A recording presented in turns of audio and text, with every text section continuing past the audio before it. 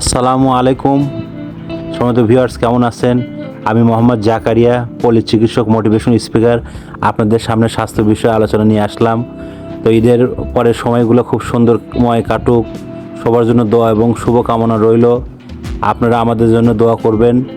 তবে প্রিয় বন্ধুরা, যারা দেখেন সবসময় সাবস্ক্রাইব করেন, লাইক করেন এবং আমাকে ভালোবাসেন, তাদের জন্য বলছি আপনারা অবশ্যই নিজেকে লক্ষ্য রাখুন। বন্ধুরা, নিজেকে লক্ষ্য রাখুন এবং আপনাদের যেটা বলার কথা সেটা হচ্ছে যে আপনারা কিডনি নিয়ে কখনো ভাবেন না। আপনাদের কিডনি ঠিক রাখার জন্য আপনারা অবশ্যই বসে বসে পানি পান করবেন এবং একমাত্র শুধু জমজম কুয়ার পানিটা আপনাদের থেকে খাওয়া যায়।